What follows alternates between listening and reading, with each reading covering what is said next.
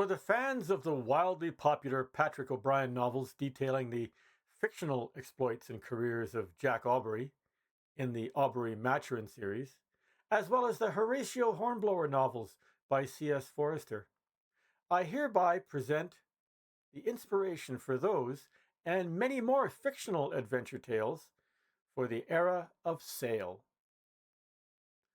Lord Thomas Cochrane, 10th Earl of Dundonald and Marquess of Maranhão, writes this autobiography with all the flowery language of his age. Myself, finding great pleasure in O'Brien's and Forester's work, I was fascinated to see a contemporary and first-hand account of the same material in a non-fiction form, as far as an autobiography can be considered non-fiction, and therefore true. Many of Cochrane's feats are well retold in fiction, with Jack Aubrey or Horatio Hornblower being substituted in the storyline. It is a particular treat to learn that such things really did happen. Regardless of so much myth and mystique that has grown up around this man, there are many facts that are well documented, of course. He was a very talented fighting sailor and leader of men. He was convicted of major crimes and later exonerated of all charges.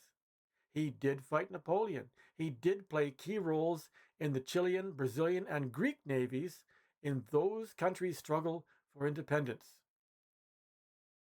Sounds like Captain Jack Aubrey to me. One of the most fascinating features of his career were the repeated demonstrations of disrespect of authority that he considered to be incompetent. This, of course, resulted in more than one courts-martial and many enemies. Little wonder in a world that was rife with favoritism and corruption. Apparently, he did not suffer fools gladly. However, in spite of this, he rose in fame, rank, and prestige because, I suspect, he won battles. The Autobiography of a Seaman by Thomas Cochrane, 10th Earl of Dundonald, Volume 1. Dedication to the electors of Westminster, by whose generous support, nearly half a century ago, I was rescued from despair, the result of unmerited injuries inflicted by a hostile political faction in retaliation for my advocacy of naval and administrative reforms, and to whose honour be it recorded that in no instance, during our long political connection, did any of their body ever ask me to procure for him place, benefit, or emolument. This volume is inscribed by their faithful servant, Dundonald. Preface. This present volume narrates my services in the British Navy, from my entrance into it, and including the action in X Roads, on the 11th, 12th, and 13th of April, 1809. The result of that action, viz. The court-martial of Lord Gambier, virtually a prosecution of myself, my non-employment thenceforward in the Navy, the unscrupulous plot by which I was driven from that noble service, my restoration to rank by his late Majesty William IV., and to the honours which had accompanied that rank by my present most gracious sovereign, Queen Victoria, form subjects which, together with many others, will be concisely set forth in the succeeding portion of this work. To one of these points I shall, however, here briefly allude, my restoration to the naval service, not for the purpose of prejudging the subject, but with the intention of embracing the first opportunity which has been afforded me of paying a tribute of thanks to those who, convinced of the injustice of the sentence, were mainly instrumental in procuring its reversal. Among these I am proud to rank one, the soundness of whose judgment, and the disinterestedness of whose patriotism, have throughout a long life never failed to secure the highest respect amongst men of every shade of political party, the Marquess of Lansdowne, whom, from the commencement of my unmerited troubles, has to this day manifested the most generous confidence in my honour, and has as generously supported my cause when my character has been called in question.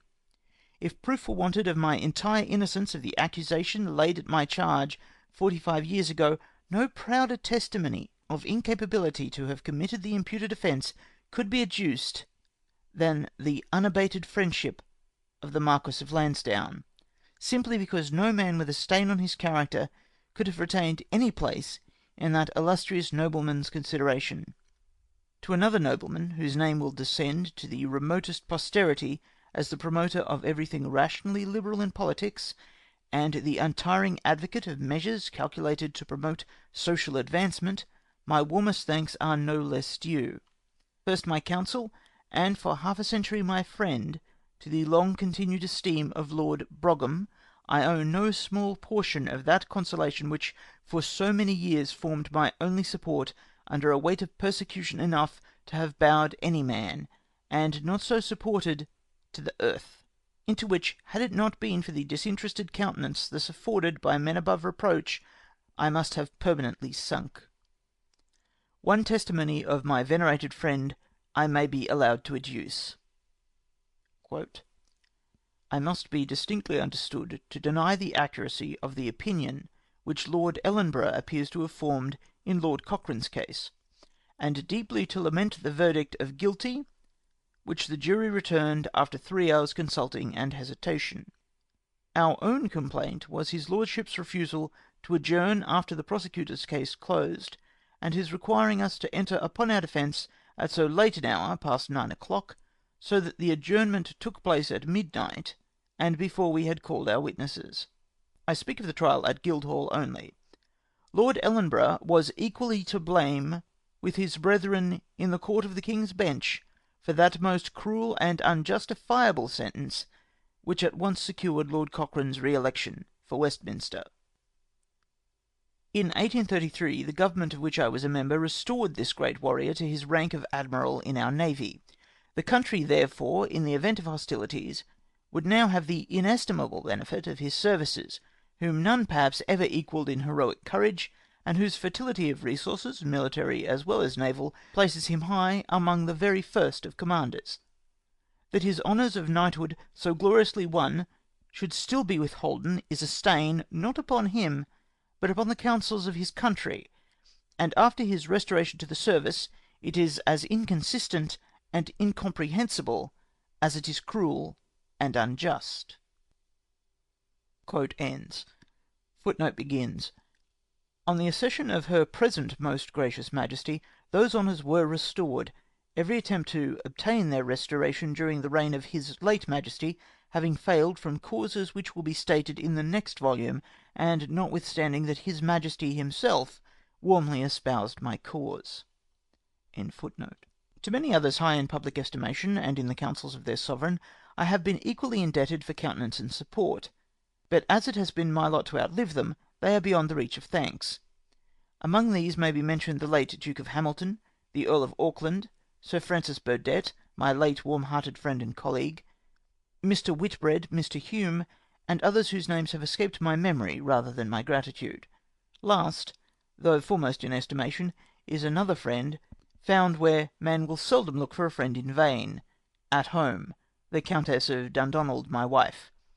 Knowing the opinion of her sovereign with regard to the prosecution, which had entailed on me so many years of misery, and equally well aware that in the first years of his Majesty's reign the non-reversal of that unjust sentence was owing to the influence of some in his Majesty's councils, whose political animosity 16 years before had no small share in its infliction, that ardent and heroic lady determined to penetrate to the foot of the throne, and learn from the lips of the sovereign himself whether it was consistent with the dignity of his crown that its attribute of mercy should be the sport of an almost extinct political faction.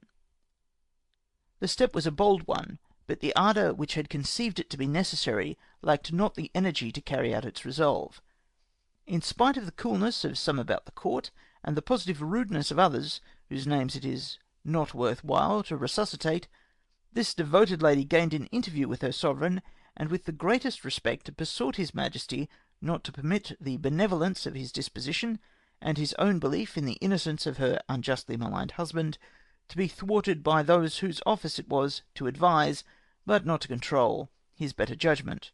His Majesty graciously listened, and his reply was kingly, that quote, he would no longer allow the reparation which was her husband's due to be withheld. End quote. A change of ministry shortly afterwards followed, and, as already quoted in an extract from the writings of Lord Brougham, my restoration to rank rewarded the heroic efforts of my devoted wife. Nevertheless, a leaven of former political malice remained, sufficiently powerful to prevent my restoration to the honours with which a previous sovereign had invested me, but of which I had been despoiled with every mark of degradation which political animosity could invent. Viz. A forcible intrusion into my apartments in the King's Bench Prison in the dead of night, with a demand for the immediate surrender of the insignia. This gracious act of restoring my honours was reserved for her present Majesty, who, with the delicacy which is one of her Majesty's noblest characteristics, gave back the boon of which I had for so many years been wrongfully deprived, and subsequently conferred upon me, at the age of 73, my first command of a British fleet. For both marks of her Majesty's kindness and appreciation of my former services I am deeply grateful. But, alas, reparation came too late to compensate for the early hopes and just expectations of a life forcibly wasted as regarded myself or my country. The moral, to use an old-fashioned phrase, of my checkered career is this: that they who, in political matters, propose to themselves a strict and rigid adherence to the truth of their convictions, irrespective of personal consequences, must expect obloquy rather than reward, and that they who obstinately pursue their professional duty in the face of routine and official prejudice may think themselves lucky if they escape persecution. Such a moral may be derogatory in the national point of view, but it is the result of my own bitter experience, notwithstanding which, were my life to begin anew, I would pursue the same unflinching course with regard to naval abuses of following out my own convictions, a course which would produce the same result to myself, the consolation of my own rectitude, even though I might be deprived of all other reward. Still, all is not dark. I have survived malignity and its chief cause, viz. The enmity arising from my zealous advocacy of departmental and political reform. The latter has been achieved to a greater extent than the early political reformers, amongst whose ranks I was enrolled, ever dreamt of, and even departmental reform has become fashionable, though it may not have advanced far beyond that point. In one respect I will boldly assert that this narrative of my life is worthy of example. It will show the young officer that, in spite of obstacles, warm attachment and untiring devotion to my noble profession enabled me to render some services to my country upon which I may be allowed to reflect with satisfaction, even though this be accompanied with bitter reflection as to what the all-powerful enmity of my political opponents cruelly deprived me of further opportunity to accomplish. In conclusion, I must express my thanks to Mr. Earp, whose zeal has exhumed from documents almost, in my own estimation, beyond comprehension or arrangement, the mass of facts condensed within the compass of this volume. In the great earthquake of Valparaiso, in 1822, my house shared the common destruction, and from the torrents of rain which accompanied the unusual atmospheric disturbance, my papers were saturated with water, to such an extent that it became necessary to lay them to dry in the sun. Whilst undergoing this process, one of the whirlwinds common to the Chilean coast suddenly came on and scattered them in all directions. Many were lost, but many more torn and rendered almost undecipherable, whilst all that remained have been ever since in confusion. The labour of accurate compilation from such materials may be imagined. In the succeeding portion of this work, should God spare me to see its completion, I trust to render additional service by an attempt to deduce from past naval experience the best means of preserving unimpaired our future maritime efficiency. Should the attempt be the means of awakening national attention, the gratification will be mine of having left no unworthy legacy to my country. Dundonald, December 14th, 1859. End of Preface. Introductory. Some account of the Dundonald family. Tradition has assigned to the Cochranes a derivation from one of the Scandinavian sea rovers who, in a remote age, settled on the lands of Renfrew and Ayr. There is reason to believe the tradition well founded, but to trace its authenticity would be foreign to the purpose of the present work. In later times, incidents of historic interest connected with the family justify allusion, as forming contributions not only to the national annals of Scotland, but to those of England also. The earliest authentic record of our house is contained in the subjoined extract from Crawford's Peerage of Scotland. Quote, "This family, which originally took its surname from the barony of Cochrane, in Renfrewshire, is of great antiquity, and though none of the family arrived to the dignity of peerage till the reign of King Charles I, yet it is undeniable that they were barons of special account for many ages before, and endowed with large possessions in these parts and elsewhere. The first of whom I have found upon record is Waldinus de Coveron, that is, Cochrane, who in 1262 is witness to the grant which Dungal, the son of Soyaya, made to Walter Stewart, Earl of Monteith, of sundry lands in the county of Argyll, which came in after times to be transmitted to Forester of Carden. Another William de Coveron is mentioned in Priu as a person of account in this county, who makes his submission to King Edward I, Anno Domini 1296, in the Ragman roll. Also John de Coveron is witness in the regular election of James Abbot of Paisley, 17th of David II, Anno 1346. The next remarkable person in the family is Gosseline de Cochrane, who flourished under King David Bruce. He is witness to several grants made by Robert II, when Earl of Strathern, to the religious of Paisley, an abbey he assumed into his particular patronage, wherein his ancestors' donations being made to the glory of God are particularly narrated. He left issue William de Cochrane, of that ilk, his son, who obtained from King Robert II a charter of the lands of Cochrane, to be held in as ample a manner as any of his progenitors held the same from the Lord High Steward of Scotland, dated on the 22nd of September, 1389.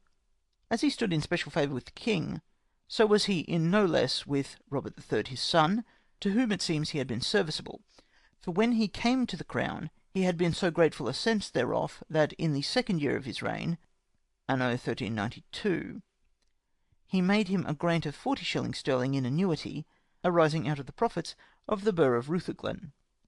He was succeeded by Robert his son, who in 1456 resigned his estates in favour of Alan his son." Quote ends. This surrender of his estate appears to have been made for no other purpose than to devote himself to the study and practice of architecture, in which, as an art, Scotland was, at that time, behind other nations.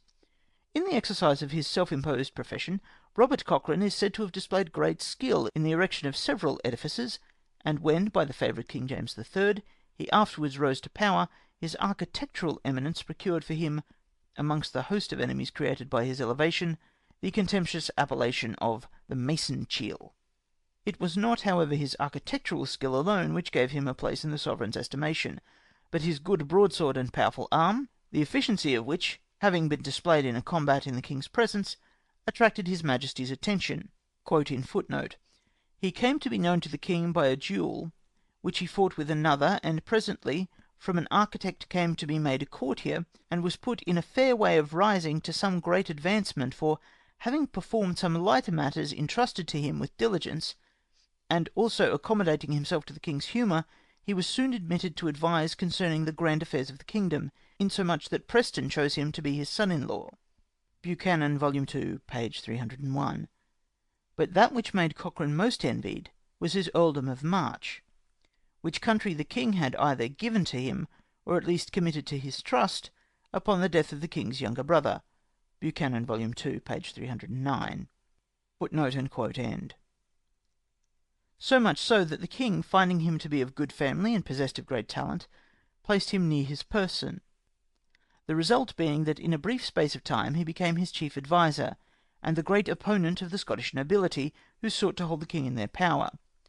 In short, Robert Cochrane appears to have been to James something like what Wolsey subsequently was to King Henry VIII, not in power only, but also in ostentation. In the latter respect, Lindsay says of him that even his pavilions were of silk, and the fastening chains thereof richly gilt.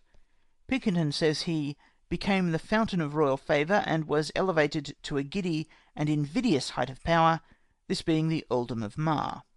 This advancement to the earldom of Mar, says Buchanan, was the chief source of hatred of the nobility, who were disgusted with James, partly by reason of his familiarity with that rascally sort of people, but chiefly because he slighted the nobility, and chose mean persons to be his counsellors and advisers, the chief of these being Thomas Preston, one of good family, and Robert Cochrane, a man endued with great strength of body and equal audacity of mind.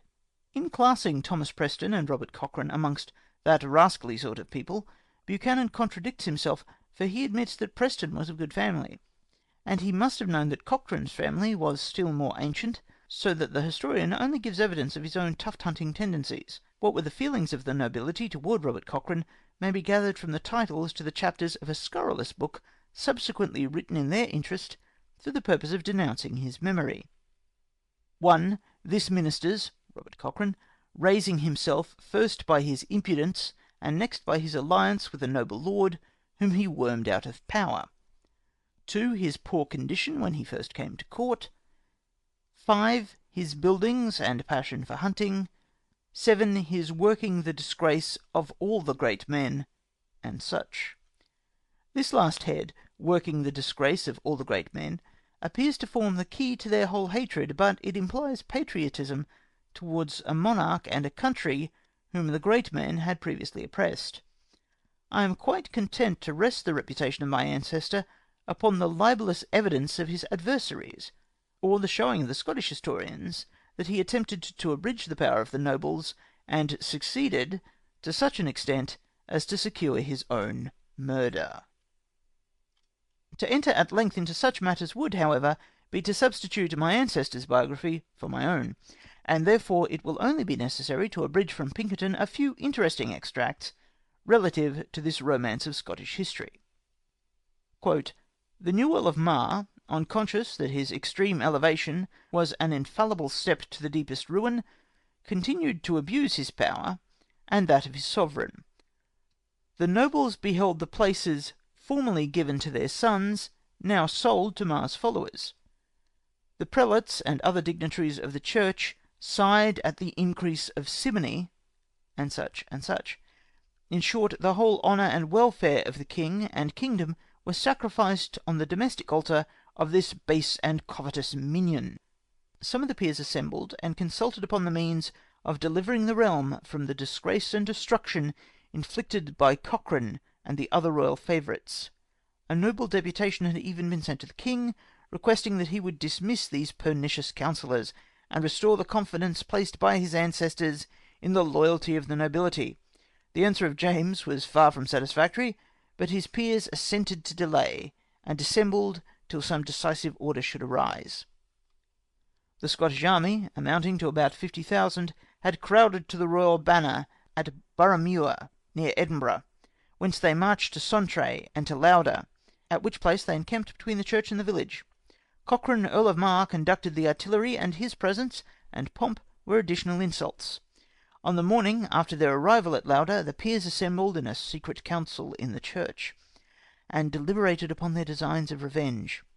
The Earls of Angus, Argyle, Huntly, Orkney or Caithness, Crawford, the Lords Home, Fleming, Grey, Drummond, Hales, and Seaton are chiefly mentioned upon this occasion, and the discontent must have spread far when we find Evandale, the Chancellor, and some bishops united to the above names.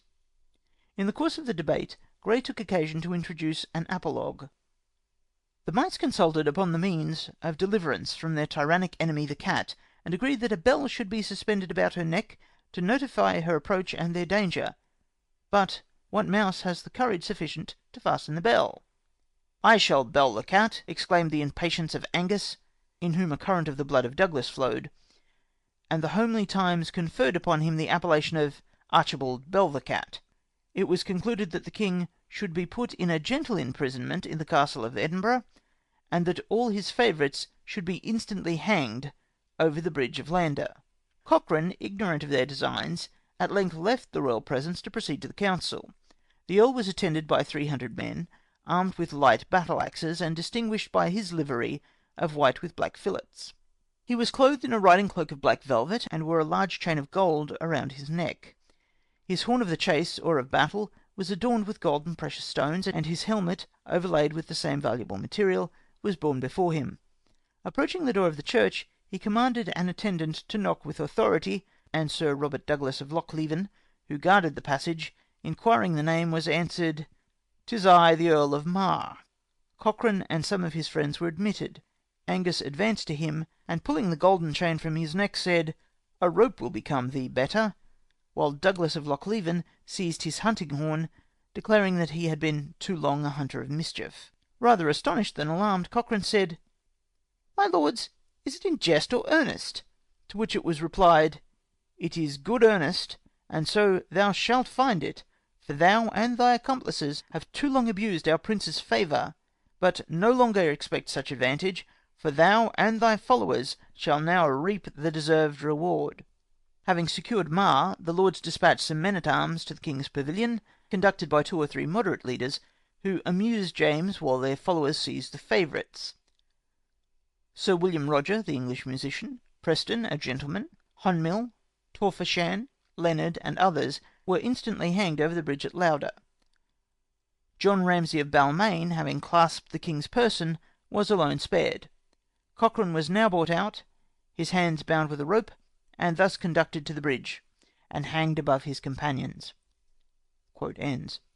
Even the privilege of being hanged with one of the silken cords of his pavilion was denied him, and his making such a request Pinkerton attributes to weak pride, though it certainly looked more like cool pride, which would not condescend to beg life, and only ask to die like a gentleman. Much in the same spirit, but showing the abilities of the man, are the following extracts from a detection of the falsehood, abuse, and misrepresentations in a late libel, entitled The Life of Sir Robert Cochrane, Prime Minister of Scotland to James III. This Cochrane, Sir Robert, according to the greatest of the Scottish writers, lived at a time when a faction in England made war on their lawful sovereign, and imposed it on the king by force of arms, that he should bear the name and ensigns or badges of a king, but the power of the government should be in the heads of their faction, against which violence and tyranny the queen drew the sword of her husband, Henry VI. Deliverance with such vigour and success as rescued him from his enemies, slew their chiefs in battle, destroyed 2 armies, gaining 2 complete victories, and even when fortune deserted this masculine princess, in her final overthrow 36,000 men were slain before she lost the field. These were the times when Cochrane became the minion of the King of Scotland, who, departing from the counsels of his ancient servants, and withdrawing himself from the nobility, chose mean and infamous persons to be the companions of his pleasures and the advisers of his reign. Of these one Preston was chief, though born of a better family than any of his comrades, who abandoned himself to indulge the king's humour in all things, and Cochrane came next, who, as a builder, was instantly made courtier. History describes him as a man of great bodily strength, and of equal impudence, who, making himself known to the king by a duel which he fought, was later admitted at court with great expectations of advancement. Having been employed in matters of small concern, which he performed with great application, and insinuating himself into the king's favour by constant assiduity, he became immediately advised with in the most important and most intimate councils of the kingdom.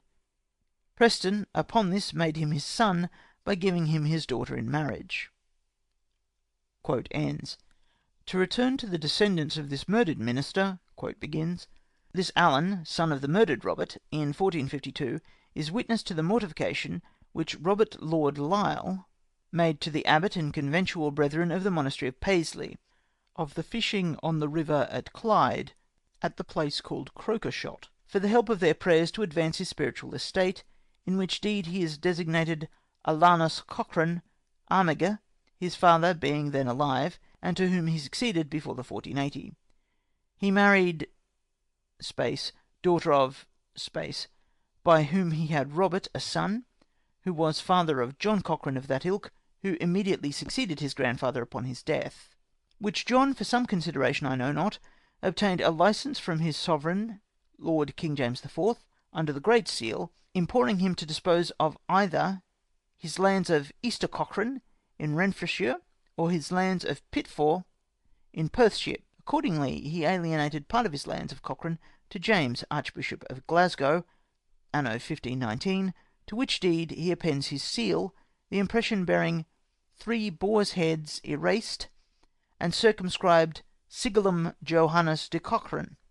His wife Elizabeth, daughter of John Simple of Fulwood, who bore him a son, John, who was served and returned heir to his father on the 12th of May, 1539, he dying in 1557, left issue by Mary his wife, daughter of Lindsay of Dunrod, in Vicomtau de Renfrew, a son, William, who succeeded him. In 1593 he erected from the foundation at Cochrane, the ancient seat of the family, a very high tower of freestone, and adorned it with large plantations. He marrying Margaret, daughter of Robert Montgomery of Skelmurley, in Vicomitau de Ayr, by Mary, his wife, daughter of Robert Lord Semple, had a daughter Elizabeth, his sole heir. He wisely considering the proper way of supporting his family was to settle his daughter in his own time, and declining to marry her to a richer family than his son, he made a prudent and discreet match for her with Alexander Blair, a younger son of an ancient and genteel family in Ayrshire, whose ancestors had been seated in the country aforesaid for many ages before, so that beside a noble alliance and a competent patrimony, he yielded to change his name to Cochrane, which was almost the only condition the old gentleman required. This Alexander, so taking upon him the surname of Cochrane, was a virtuous and frugal man, and studied as much the good of the family as if he himself had been born the heir thereof. In 1622 he acquired the lands of Cowden, with an intention to unite them to the ancient patrimonial inheritance of Cochrane, but afterwards he sold them to Sir William, his second son, as to provide for his younger children, for, besides Sir John, his eldest son, he had 6 other sons and 2 daughters. Sir William Cochrane of Cowden, Alexander, a colonel in the king's service in the wars of Ireland, which commenced in 1641, with the murder of upwards of 50,000 Scots and English by the native Irish. Hugh, author of the branch of Fergusly, he was a colonel, first under the renowned Gustavus Adolphus, King of Sweden, and afterward to King Charles I, in the time of the Civil War in Ireland. Bryce, a colonel in the time of the Civil War, who lost his life in the king's service, anno 1650. Captain Ochter Cochrane, Gavin Cochrane of Craigmore, was the 7th and youngest son. Elizabeth married to John Lennox of Woodhead in Stirlingshire. Grisel to Thomas Dunlop of Housley, which Sir John, in time of the unhappy civil war in Britain, firmly adhered to the interest of King Charles I, and had a colonel's commission in the army. In the year 1644 he was sent ambassador to several princes to solicit their assistance in his Majesty's behalf, which he performed with such diligence and conduct, that in the treaty of peace which was set on foot betwixt the King and the Parliament of England and the Estates of Scotland, anno 1646, he was, together with the Marquess of Huntly and Montrose, the Earls of Nithsdale, Crawford, Traquair, and such, proposed to be accepted from the King's pardon, which the King generously refused. Upon the murder of the King, he attended King Charles II into foreign ports, and in 1650 was sent into Poland to crave the aid of the Scots merchants there, but before his return the King and the Scots army were defeated at Worcester. He, continuing with the King during his exile, died about the same time of the Restoration, without issue, so that his next brother, Sir William, became the heir. Which Sir William was carefully educated in grammar learning in his youth, whence he was removed to the University, where having applied himself indefatigably to his studies, and highly improved his natural endowments with academical learning, he removed from thence after he had taken the degree of Master of Arts, and studied our laws, in which profession he attained to an uncommon perfection. Soon after his entering on the stage of business, he became much famed for his prudent management and conduct, by which he acquired a fair estate, both in the shires of Renfrew and Ayr, for the last of which he had the honour to serve as a member in the Parliament, 1647, wherein his abilities were soon discovered by the great and leading men of the house, and he showed himself, through the course of the sitting of that Parliament, a good and even patriot, wholly intent upon the honour and safety of the King, whose interest he did visibly advance, and the welfare and tranquillity of the nation, then in no small ferment." On the visit of Charles I to his Scottish dominions in 1641, for the purpose of allaying the hostile feelings which his arbitrary acts had there excited, Sir William Cochrane of Cowden had sufficient influence to be instrumental in reconciling the monarch and his angry subjects, together with sufficient substance and loyalty to minister to the necessities of his sovereign. For these and other services Sir William was at this time elected to the peerage under the title Lord Cochrane of Cowden, the gratitude of Charles, however, not being openly manifested until some years afterwards a prisoner in Carisbrooke Castle. As this circumstance is, to the best of my knowledge, unique, and is at variance with the statements of some Scottish genealogists, who give the date of letters patent as at Scarborough, December the 27th, 1647, an extract from the Acts of the Privy Council in Edinburgh, confirming the original patent, may be gratifying to the historian. Quote begins, "At Edinburgh, the 1st day of April, 1648. The which day and year of our Lord, at his Majesty's Privy Council, John, Earl of Cranford and Lindsay, produced a patent under his Majesty's Great Seal, dated Carisbrooke, the 26th day of December, 1647, by which his Majesty, considering the faithfulness and good affection of Sir William Cochrane of Cowden towards his Majesty's service, and his Majesty being willing, for the further encouragement to continue therein, to bestow some token of his royal favour on him, hath given and granted to the said Sir William Cochrane, and his heirs male lawfully begotten, the title and dignity of a Lord of Parliament within this kingdom, to be called in all time coming Lord Cochrane of Dundonald, and to have exercise and enjoy all the privileges, liberties, and preeminences belonging thereto, and such, in token whereof, Archibald Marquess of Argyle, President of the Council at this time deliberate, in the name of Lord Cochrane, received the same on his knees, and such, extractum delibris actorum." Quote ends. It is not my intention to dilate upon the course pursued by Lord Cochrane in promoting the reconciliation of Charles and his hereditary liegemen. Suffice it to say that whilst his lordship's predilections and services were in favour of the constitutional power of the king, he made a firm stand against his despotic tendencies, especially when meditating the subversion of the Scottish Church under the guise of ecclesiastical reform. In the national struggle which ensued after the death of Charles I, Lord Cochrane was amongst the most active in raising troops to assert the right of Charles II to the throne. The subjoined letter from that monarch, divested of its antique orthography, will show the nature of the services rendered. Quote begins, Charles II. "Right trusty and well beloved, we greet yon well. We have seen your letter to the Duke of Hamilton, whom you give no encouragement, so hope that sometime you, with the horse raised upon the baronies of Ayr and Renfrew, shall soon be in arms.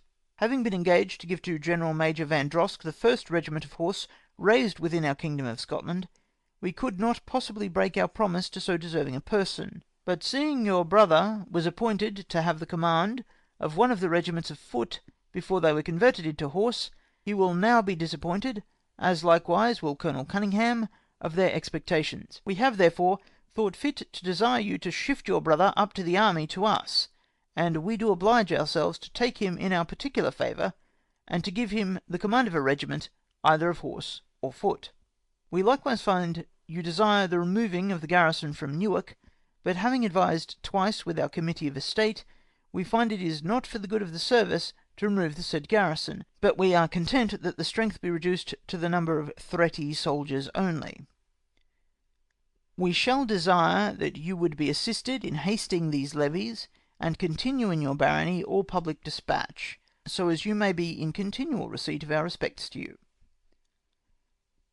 So we bid you now heartily farewell, from our Camp Royal at Woodhend, the 5th of August, 1651. To our right trusty and well beloved the Lord Cochrane. Letter ends. The preceding letter marks the dawn of that ingratitude towards his tried adherents of which Charles has been, not without reason, accused.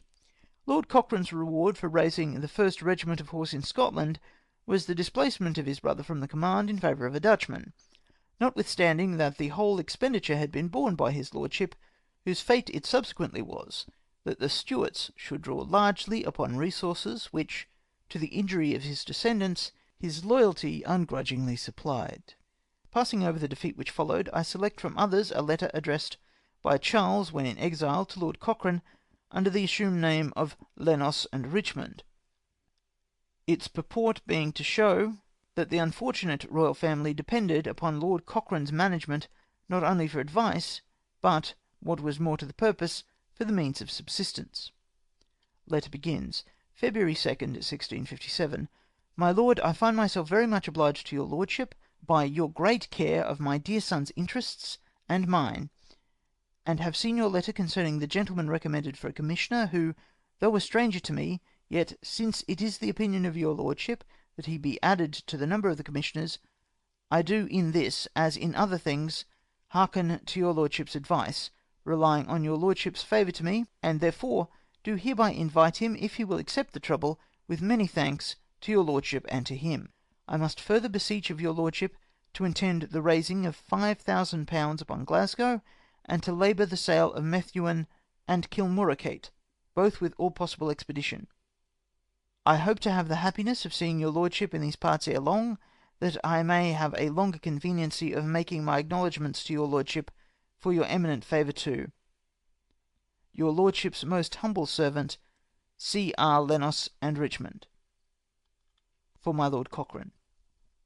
Letter ends.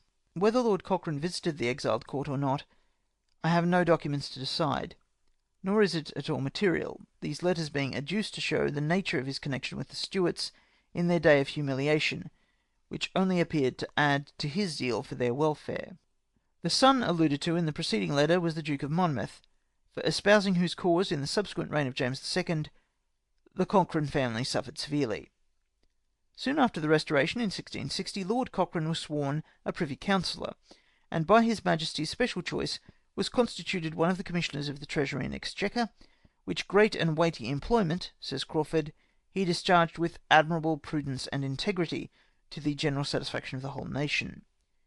In increasing still more in wealth and honour, he acquired the Lordship of Paisley, where he fixed his seat, and lived with great splendour and hospitality for many years. After the barbarous murder of the late King, his Lordship contributed his best and hearty endeavours towards bringing home Charles II, to inherit the rightful possession of the throne of those realms, which no doubt was the cause, when Oliver Cromwell came to be called Protector, why he fined my Lord Cochrane, among other royalists, in £5,000 sterling, by special ordinance of the Commonwealth of England, dated April the 12th, 1654. The following letters of the Dukes of Lennox and Monmouth are still in my possession, and from historic interest alone require no apology for their introduction in this place. Letter begins, London, December 27th, 1662. My Lord, I received a discharge from your Lordship, which, being ill drawn, I have forborne to sign it, but shall readily perform it as soon as it comes to my hands corrected by Mr. Graham. I must entreat of your Lordship's endeavours to raise £1,500 upon the 2 years' rent of Gila and my other lands for the year 1661, with which I would desire your Lordship to discharge the £600 you borrowed from me when I was in Edinburgh, and the £700 I borrowed of Sir James Stuart at the same time, the rest to be returned to me, who am your Lordship's humble servant, Lenos and Richmond. For my Lord Cochrane. P.S. I desire your Lordship to excuse my own writing, for nothing but illness should make me make use of another. London, February 26th, 1663. My Lord, give me leave to add this trouble to your Lordship's favours, in desiring that you will be pleased to send me a full account of all you know of the condition of my affairs in Scotland, and wherein and how you conceive any part of my estate proper or casual may be better improved to my advantage, with your Lordship's advice for the management thereof for the future. If you know of any grants made by me to any person in Scotland, when I was there, which may be prejudicial to or on my estates, you will be pleased to acquaint me with it, for I am resolved to repose all my confidence upon your Lordship's directions, and to take measures of all the management of my affairs from them. I shall wholly trust to your Lordship, and therefore entreat you will not impart this to anybody, but conceal the request of your Lordship's very humble servant, Lenos and Richmond. For my Lord Cochrane. Whitehall, August the 25th, 1663. My Lord, I must desire your Lordship to give yourself the trouble of sending me word how my engagements stand to my estate mortgaged in Scotland, that I may know whether it be convenient that the several persons to whom it is mortgaged should receive the profits of the lands mortgaged to them till both principal and interest are satisfied, or whether it be convenient if one person, in the name of the rest, should receive the whole profits of the estate, and engage to pay all the debts, both principal and interest, in so many years, and then to return the estate to me again. I must beg your lordship's faithful advice in this, having found it so formerly. And, good my lord, let me know in how many years my estate will pay the debt upon it, for both principal and interest.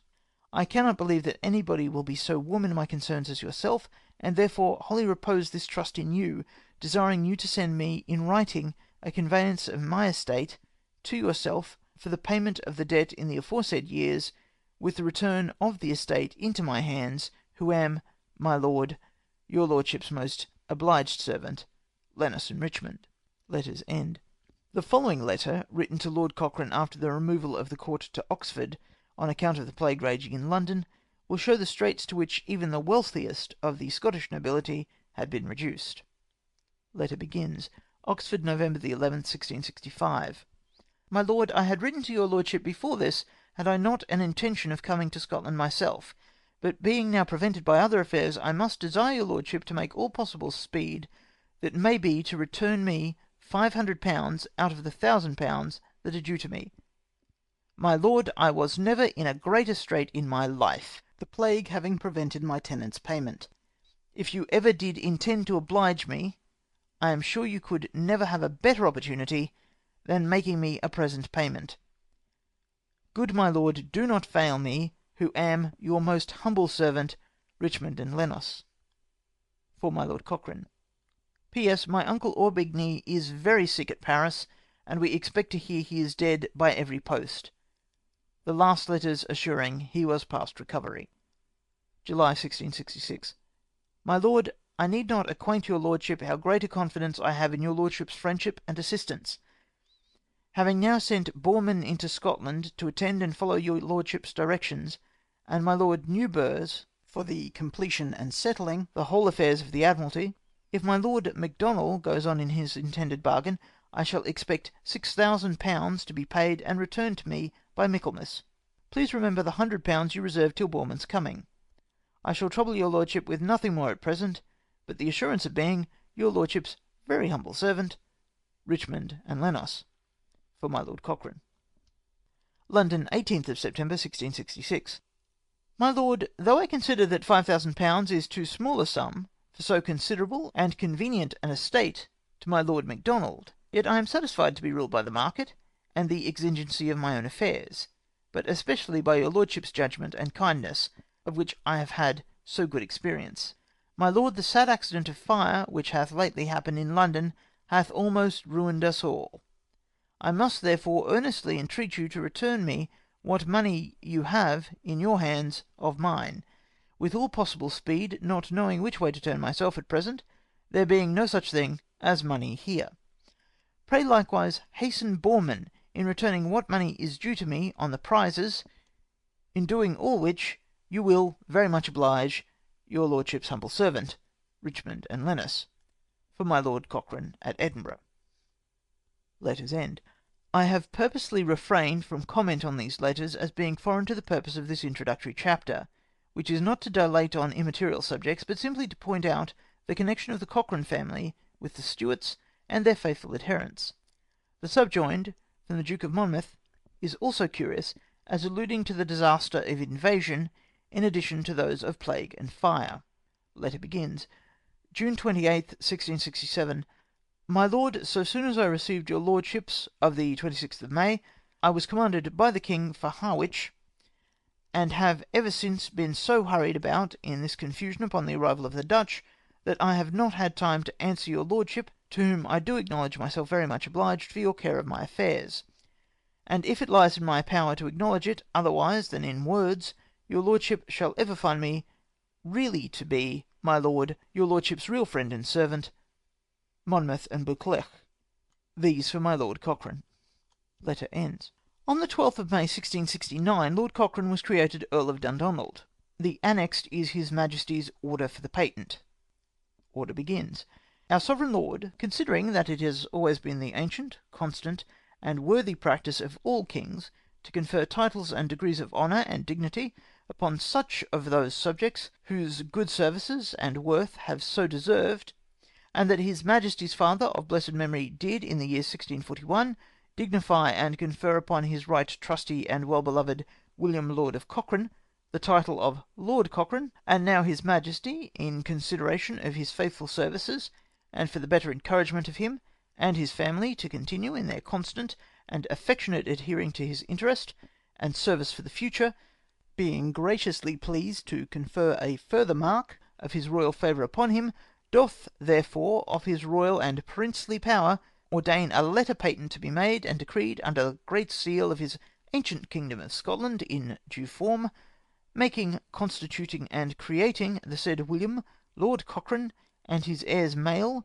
which failing, the oldest heirs female, without division, already procreate, or to be procreate, of the body of the said William Lord Cochrane, and such and such and such, to be called and designed now and forever hereafter Earl of Dundonald, Lord Cochrane of Paisley and Ochiltree, and such and such. Brackets, then follow the usual technical formalities. Close brackets.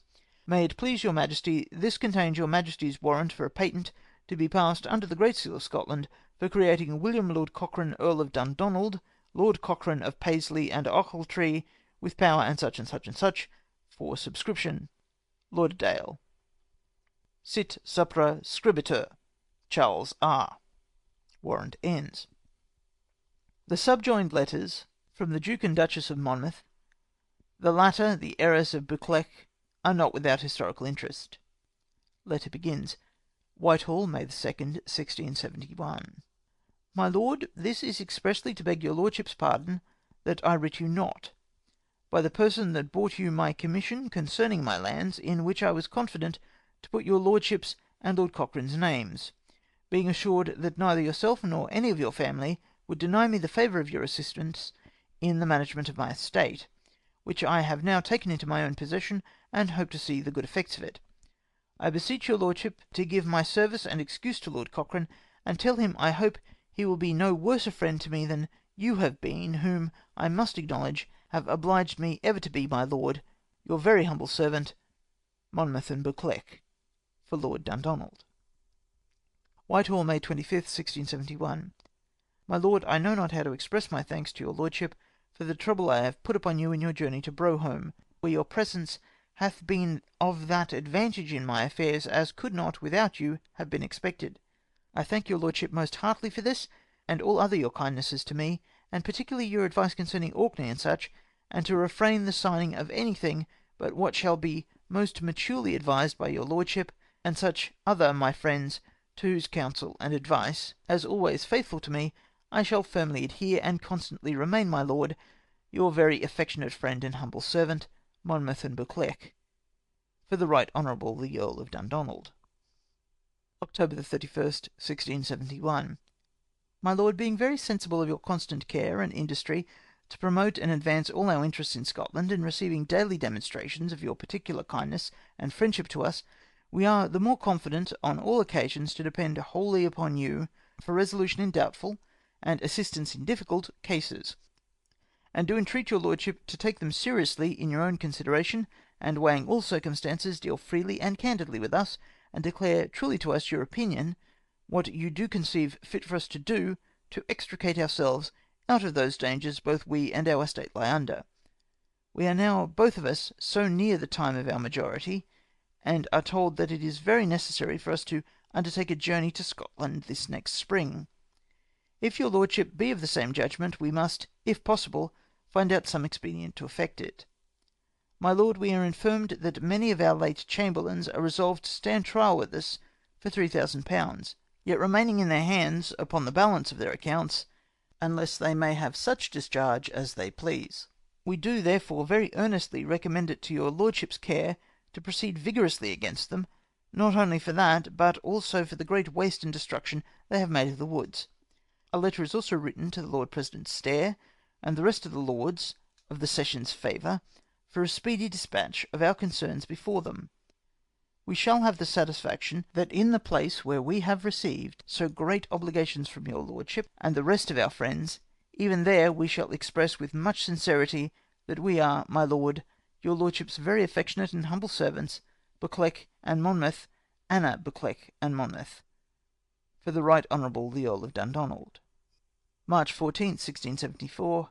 My Lord, the great assurance we have had of your affection and kindness to us, which upon all occasions you have given sufficient testimonies of in your adherence to and promoting our interest in Scotland, encourages us to entreat and, indeed, earnest lie to your continuance thereof, but especially at this time when we find our tenants like to be ruined and undone by the severity of continued frost and snow. How mischievous the consequences thereof may be to us, we are not able at this distance to conjecture, only we have just reason to fear the worst.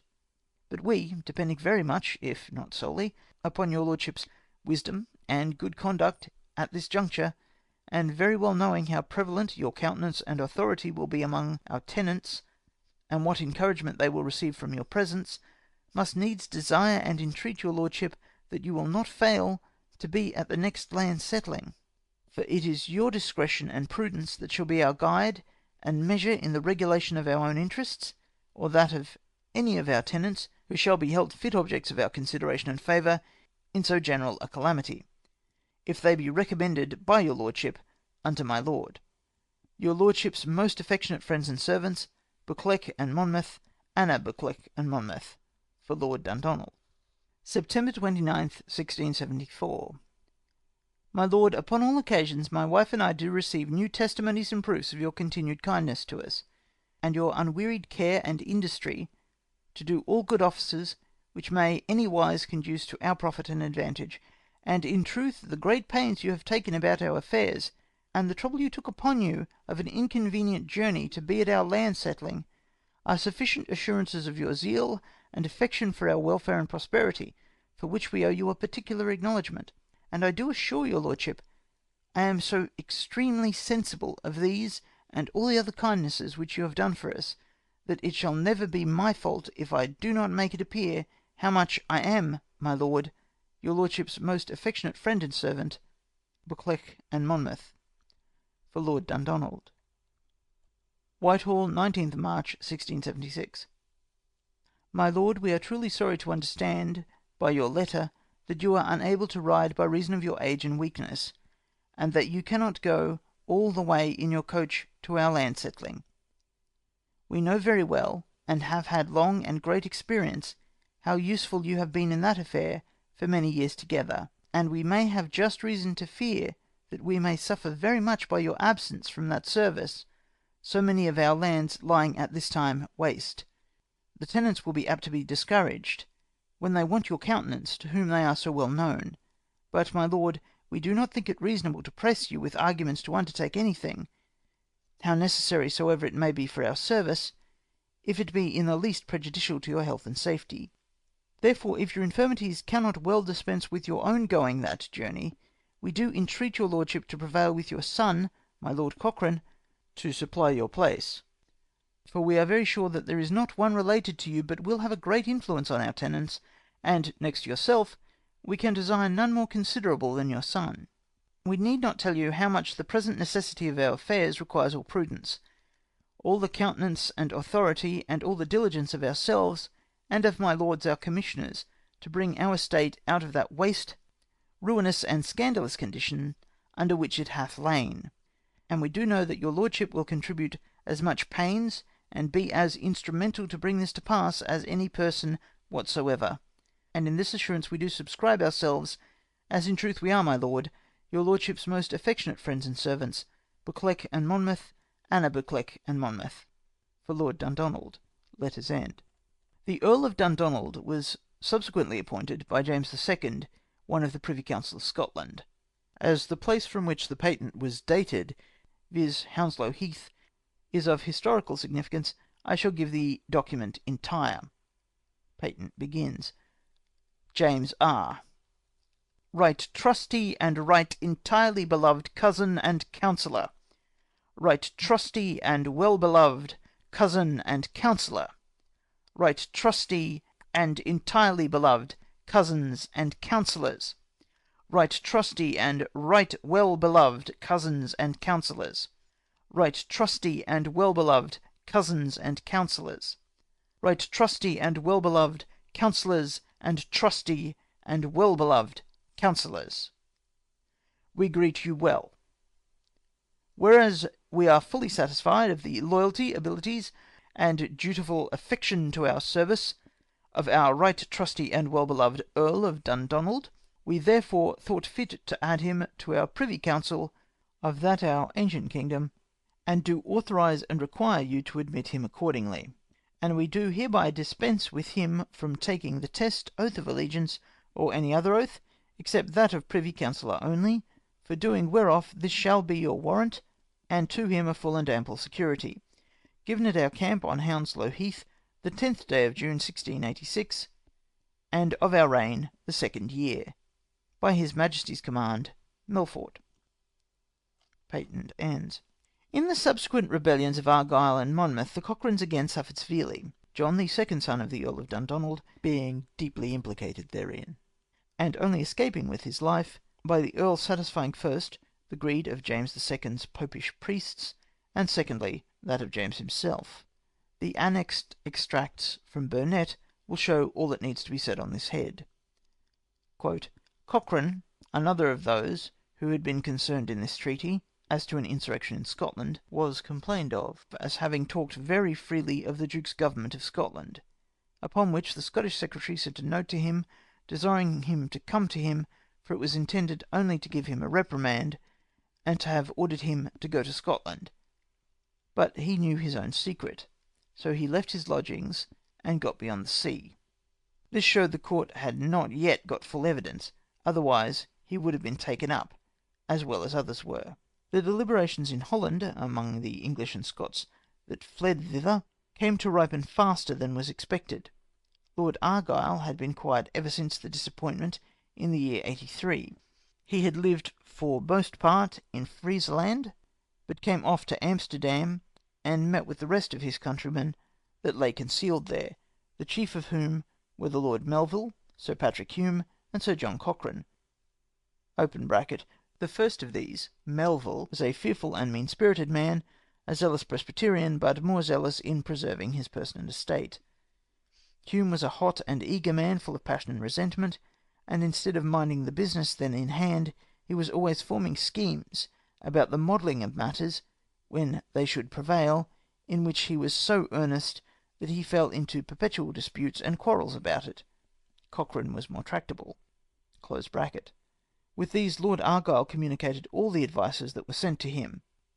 On margin, Argyle designed to invade Scotland. Volume 3, 27, folio volume 1, 632. Argyle landed in the Isle of Bute with his adherents. He had left his arms in a castle with such a guard as he could spare, but they were routed by a party of the king's forces, and with this he lost both heart and hope, and then, apprehending that all was gone, he put himself in disguise, and had almost escaped, but he was taken. A body of gentlemen that had followed him stood better to it, and forced their way through, so that the greater part of them escaped. Some of these were taken. The chief of them were Sir John Cochrane, Ailoffe, and Rumbold. These last two were Englishmen, but I knew not upon what motive it was that they chose rather to run fortunes with Argyle than with the Duke of Monmouth.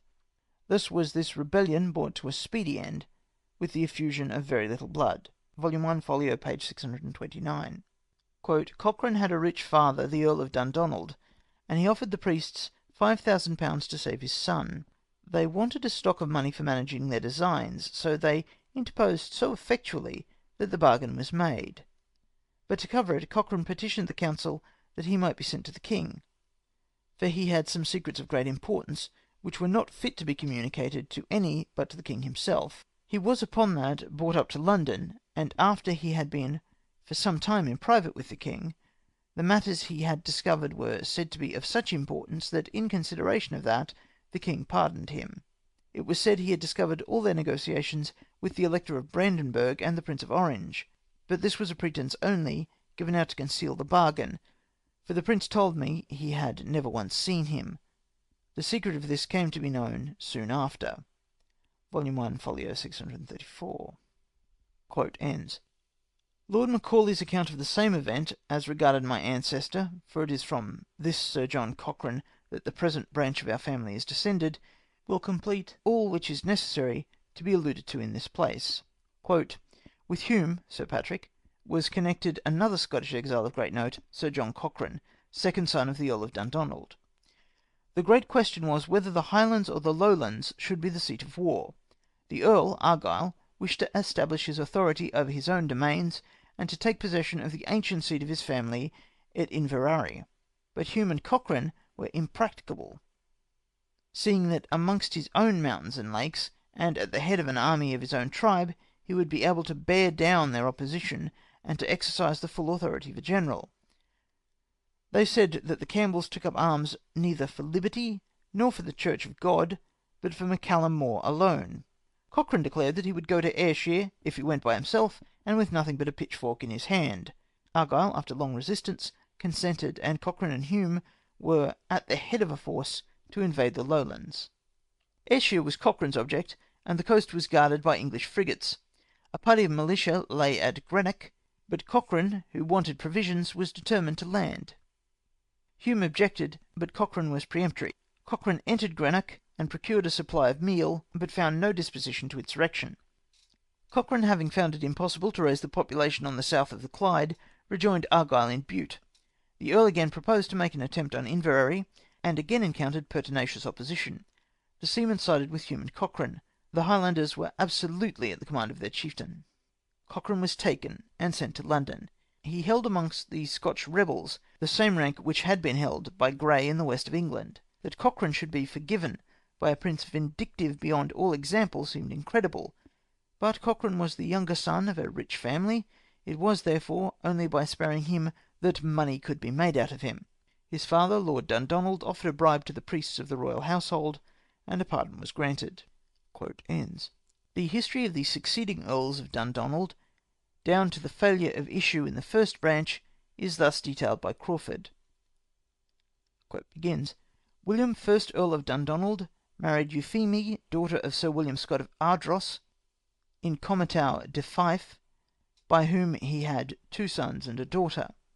One, William Lord Cochrane, who died in the flower of his age, anno 1680, leaving issue by the Lady Catherine his wife, daughter of John Earl of Castles, John who succeeded his grandfather in the honour, William Cochrane of Kilmarnock, a member of Parliament for the borough of Wigton, and the other town in that district, and one of the commissioners for keeping Her Majesty's signet, Sir Alexander Erskine, Lord Lyon, and John Pringle of Hanning being joined in commission with him. He married Grissel, daughter of James, 2nd Marquess of Montrose, and has issue. Thomas Cochrane of Polkey, 3rd son, died without children. Alexander Cochrane of Bonshaw, the youngest, also 3 daughters. First Margaret, married to Alexander Earl of Eglinton. 2nd Helen, to John Earl of Sutherland. 3rd Jean, to John Viscount of Dundee, and afterward to William Viscount of Kilsyth. Second son, Sir John Cochrane of Ochiltree in Ayrshire, likewise a daughter Grissel, married to George Lord Ross. This earl gave way to nature in the spring of the year 1686, and was by his own direction interred in the paroch church of Dundonald, without any funeral monument, but upon his escutcheon I find the arms of these noble and ancient families. Paternal side, Cochrane of that ilk, Lord Semple, Cunningham of Glengarnock, Lord Carlisle of Torthorald. Maternal side, Cochrane of that ilk, Montgomery of Skelmerley, Lindsay of Dunrod, Lord Semple. To William Earl of Dundonald succeeded John his grandson and heir, a nobleman of great goodness and excellent parts. He died in the prime of his years, anno 1691, regretted by all those who knew him, leaving issue by the Lady Susanna his wife, daughter of William Duke of Hamilton, 2 sons, William, who succeeded him in the honours, but died unmarried, the 19th of November 1705, and John married Anne, daughter of Charles, Earl of Dunmore, a lady who wanted no virtue to make her an acceptable wife. She died in 1711, universally lamented, whose conduct in all conditions of life rendered her loss a lasting grief to her relations. He had by her a son and 3 daughters, William Lord Cochrane, Lady Anne, Lady Catherine, Lady Suzanne. Arms, argent, a chiveron, gules, betwixt 3 boars' heads azure, supported by 2 rutch hounds, of the first, crest a horse, argent, motto, virtuti et labore. End of Introductory. Recording by Timothy Ferguson, Gold Coast, Australia.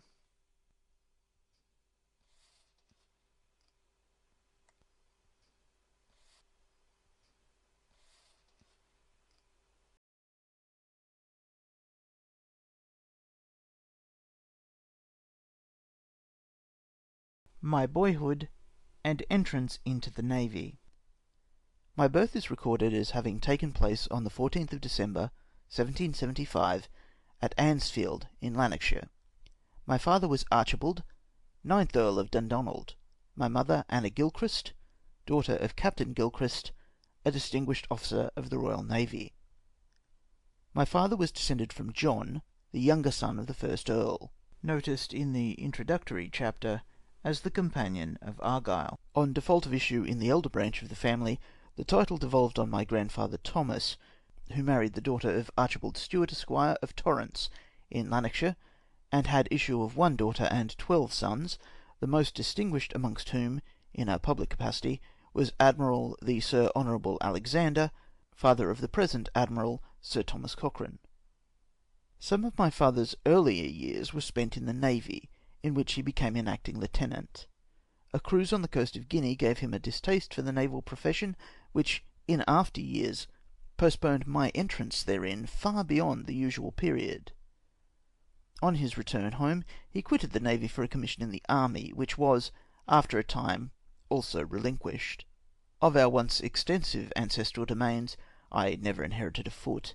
In the course of a century, and before the title descended to our branch, nearly the whole of the family estates had been alienated by losses incurred in support of one generation of the Stuarts, rebellion against another, and mortgages, or other equally destructive processes, the consequence of both. A remnant may latterly have fallen into other hands from my father's negligence in not looking after it, and his unentailed estates were absorbed by expensive scientific pursuits presently to be noticed, so that my outset in life was that of heir to a peerage, without other expectations than those arising from my own exertions. My father's day was that of Cavendish, Black, Priestley, Watt, and others, now become historical as the forerunners of modern practical science. Imbued with like spirit, and in intimate communication with these distinguished men, he emulated their example with no mean success, as the philosophical records of that period testify. But whilst they prudently confined their attention to their laboratories, my father's sanguine expectations of retrieving the family estates by his discoveries led him to embark in a multitude of manufacturing projects. The motive was excellent, but his pecuniary means being incommensurate with the magnitude of his transactions, its object was frustrated, and our remaining patrimony melted like the flux in his crucibles. His scientific knowledge, as often happens, being unaccompanied by the self-knowledge which would have taught him that he was not, either by habit or inclination, a man of business. Many who were so knew how to profit by his inventions without the trouble of discovery, whilst their originator was occupied in developing new practical facts to be turned to their advantage and his consequent loss. An enumeration of some of my father's manufacturing transactions, extensively and simultaneously carried on, will leave no doubt as to their failure in a pecuniary sense. First, the preparation of soda from common salt as a substitute for barilla, till then the only alkali available for soap and glass making. Secondly, a manufactory for improvement in the production of alumina, as a mordant for silk and calico printers. Thirdly, an establishment for preparing British gum as a substitute for gum Senegal, these products being in use amongst calico printers to the present day, the latter especially being at that distant period of great utility, as the foreign gum was scarce and expensive. A fourth manufactory had for its object the preparation of sal ammoniac. At a fifth was carried on the manufacture of white lead, by a process then new to the productive science. A sixth establishment, on a ruinous scale, as compared with his other resources, was for a new process of extracting tar and other products from pit coal, the former as an effective agent in protecting timber from decay, whilst the refuse coke was in request amongst iron founders, whose previous operations for its manufacture were wasteful and unsatisfactory. After this enumeration, it is unnecessary to dilate on its ruinous results. It is simply the old adage of too many irons in the fire. One by one his inventions fell into other hands, some by fair sale, but most of them by piracy, when it became known that he had nothing left wherewith to maintain his rights. In short, with 7 children to provide for, he found himself a ruined man. In the present state of manufacturing science, by which the above objects are accomplished through improved means, the mention of such matters may, at first sight, appear unnecessary. Yet 70 years ago they bore the same relation to the manufacturing processes of our time as at that period did the crude attempts at the steam engine to its modern perfection. In this point of view, which is the true one, reference to my father's patents, though now superseded by improvements, will fairly entitle him to no mean place amongst other inventors of his day, who deservedly rank as benefactors to their country. One of my father's scientific achievements must not be passed over. Cavendish had some time previously ascertained the existence of hydrogen. Priestley had become acquainted with its inflammable character, but the Earl of Dundonald may fairly lay claim to the practical application of its illuminating power in carburetted form. In prosecution of his coal tar patent, my father went to reside at the family estate of Culross Abbey, the better to superintend the works of his own collieries, as well as others on the adjoining estates of Valleyfield in Kincardine. In addition to these works, an experimental tar kiln was erected near the abbey, and here coal gas became accidentally employed in illumination. Having noticed the inflammable nature of a vapour rising during the distillation of tar, the Earl, by way of experiment, fitted a gun barrel to the education pipe leading from the condenser. On applying fire to the muzzle, a vivid light blazed forth across the waters of the Frith, becoming, as was afterwards ascertained, distinctly visible on the opposite shore. Strangely enough, though quick in appreciating a new fact, Lord Dundonald lightly passed over the only practical product which might have realised his expectations of retrieving the dilapidated fortunes of our house, considering tar and coke to constitute the legitimate objects of his experiments, and regarding the illuminating property of gas merely as a curious natural phenomenon.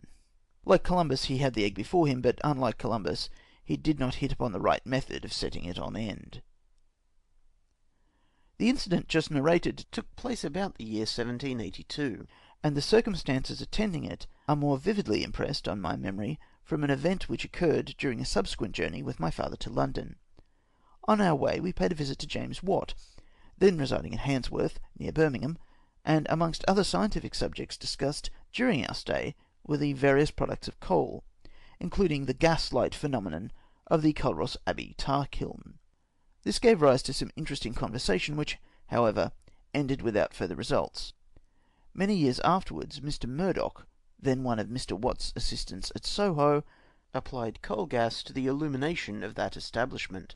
Though even with this practical demonstration, its adoption for purposes of general public utility did not keep pace with the importance of the fact thus successfully developed, until, by the persevering endeavours of Mr. Windsor, its advantages overcame prejudice. It is no detraction from Mr. Murdoch's merit of having been the first to turn coal gas to useful account, to infer that Watt might, at some period during the interval, have narrated to him the incident just mentioned, and that the fact accidentally developed by my father had thus become the subject of long and careful experiment. For this must have been the case before the complete achievement shone forth in perfection.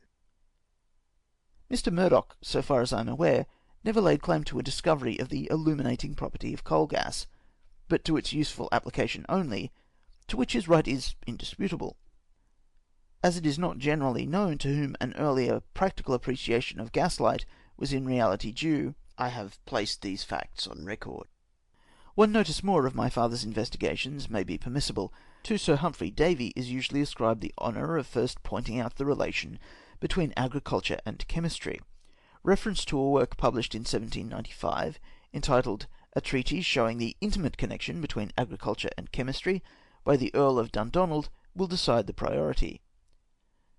Davy's work may, in a theoretical point of view, surpass that of my father, insomuch as the analytical chemical science of a more modern date is more minute than that of the last century.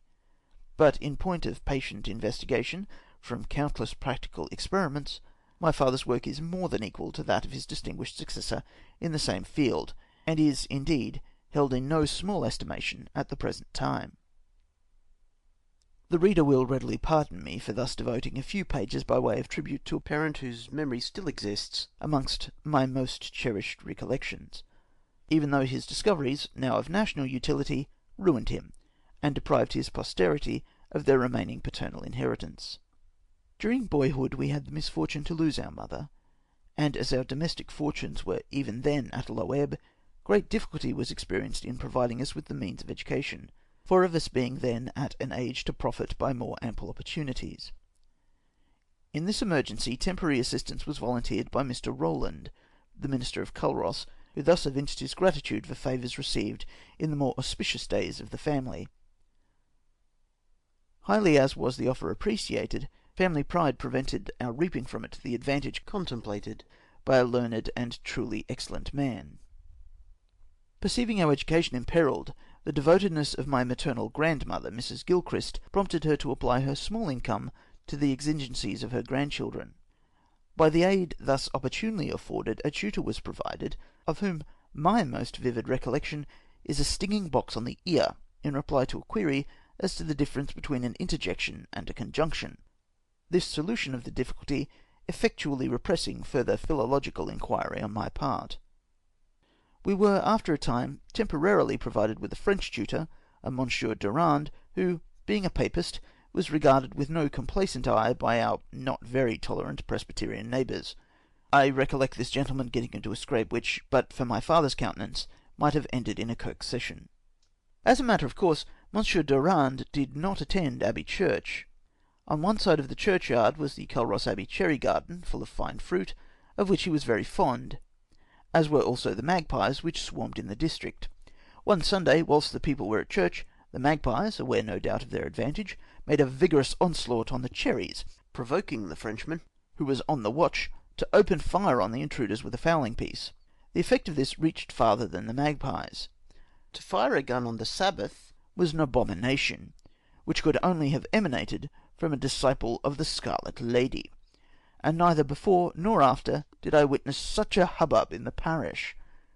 Whatever pains and penalties were to be found in Scottish church law were eagerly demanded for Monsieur Durand's benefit, and it was only by my father's influence that he was permitted to escape the threatened martyrdom.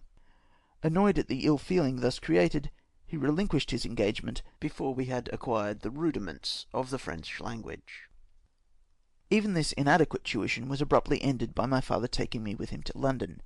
His object in visiting the metropolis was to induce the government to make use of coal tar for protecting the bottoms of inferior ships of war, for in those days copper sheeting was unknown. The best substitute, by no means a general one, was to drive large-headed iron nails over the whole ship's bottom, which had thus the appearance of being hobnailed. Even this indifferent covering was accorded to superior vessels only, the smaller class being entirely left to the ravages of the worm. It was for the protection of these small vessels that my father hoped to get his application adopted, and there is no doubt of the benefit which would have resulted had the experiment been permitted.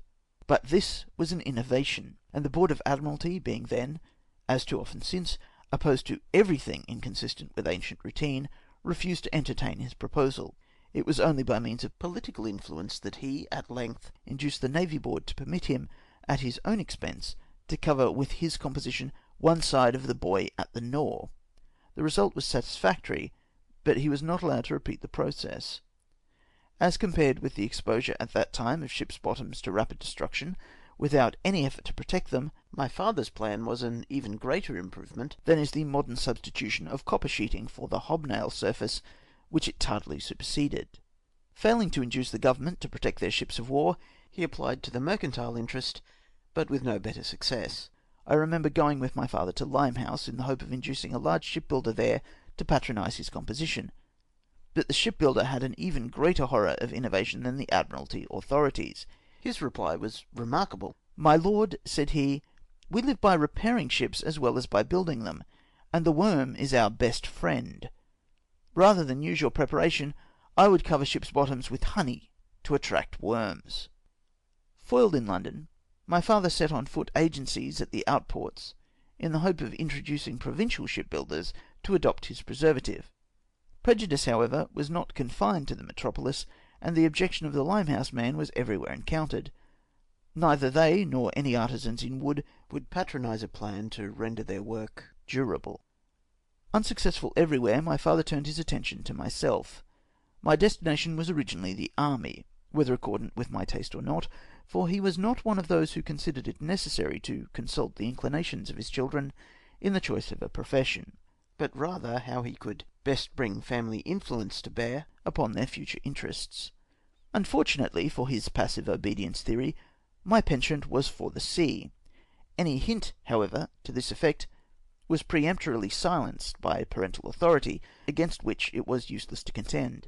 My uncle, the Honourable Captain, afterwards Admiral, Sir Alexander Cochrane, had the sagacity to perceive that as inclination became more rooted with my growth, passive obedience on this point might one day come to an end. Still further, he was kind enough to provide against such contingency should it arise. Unknown to my father, he had entered my name on the books of various vessels under his command, so that nominally I had formed part of the complement of the Vesuvius, Carolina, La Sophie, and Hind. The object, common in those days, being to give me a few years' standing in the service, should it become my profession in reality.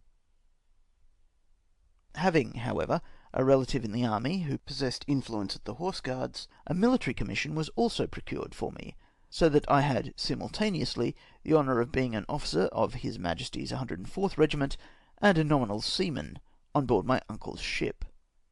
By way of initiation into the mysteries of the military profession, I was placed under the tuition of an old sergeant, whose first lessons well accorded with his instructions not to pay attention to my foibles.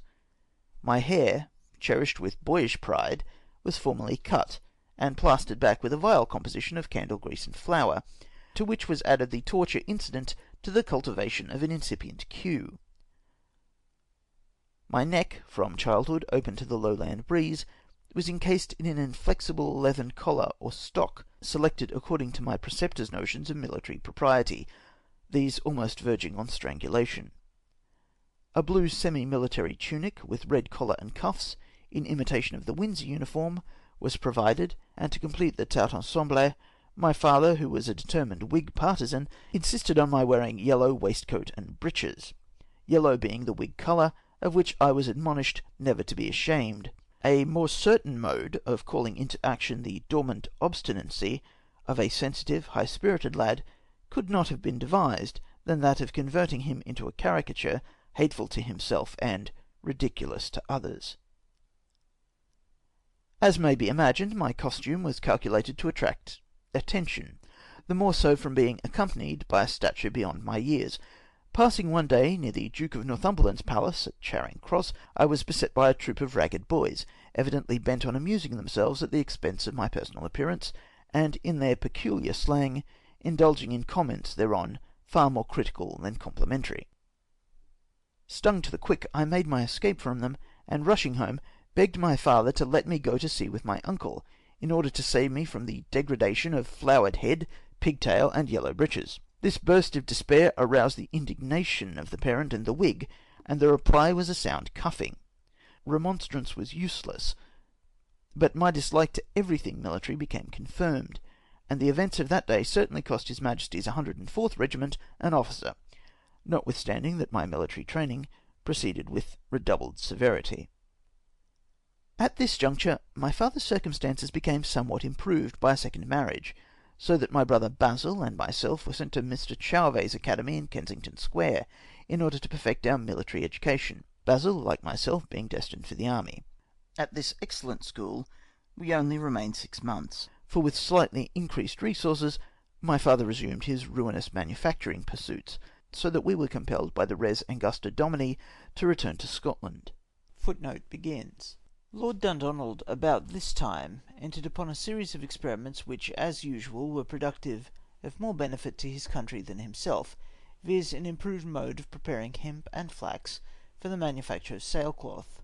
For this he subsequently took out a patent, and submitted his process, together with samples of the manufacture to the Admiralty. So sensible was the Board of the advantages of the plan, that it was subsequently stipulated in every contract that hemp should be steeped and boiled in the way recommended in his Lordship's patent. Since that period, the use of sailcloth so manufactured has become general. Formerly it was sold by weight, the worthless material of which it was composed being saturated with a composition of flour and whitening, so that the first shower of rain on a new sail completely whitewashed the decks.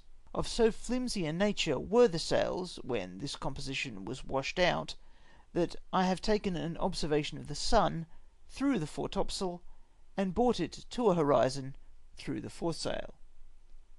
Footnote ends. 4 years and a half were now wasted, without further attempt to secure for us any regular training. We had, however, during the short advantage enjoyed at Kensington, studied diligently, and were thus enabled to make some progress by self-tuition, our tutor's acquirements extending only to teaching the rudiments to the younger branches of the family. Knowing that my future career depended on my own efforts, and more than ever determined not to take up my military commission, I worked assiduously at the meagre elements of knowledge within my reach, in the hope that by unremitting industry my father might be convinced that opposition to his views was no idle whim, but the result of conviction that I should not excel in an obnoxious profession. Pleased with my progress, and finding my resolution in favour of the naval service unalterable, he at length consented that my commission should be cancelled, and that the renewed offer of my uncle to receive me on board his frigate should be accepted. The difficulty was to equip me for sea, but it was obviated by the Earl of Hopetoun considerately advancing £100 for the purpose. With this sum the requisite outfit was procured, and a few days placed me in a position to seek my fortune, with my father's gold watch as a keepsake, the only patrimony I ever inherited. The Dowager Countess of Dundonald, then meditating a journey to London, offered to take me with her. On our arrival in the metropolis, after what was at that time the formidable achievement of a tour through Wales, her ladyship went to reside with her brother, General James Stuart, in Grosvenor Street, but anxious to become initiated into the mysteries of my profession, I preferred going on board the Hind at Sheerness, joining the ship on the 27th of June, 1793, at the mature age, for a midshipman, of 17 years and a half. End of Chapter 1. Recording by Timothy Ferguson, Gold Coast, Australia. We enjoy bringing these productions to you. Please leave a comment to tell us how we are doing. Oh, and why not subscribe as well? There's lots more to come.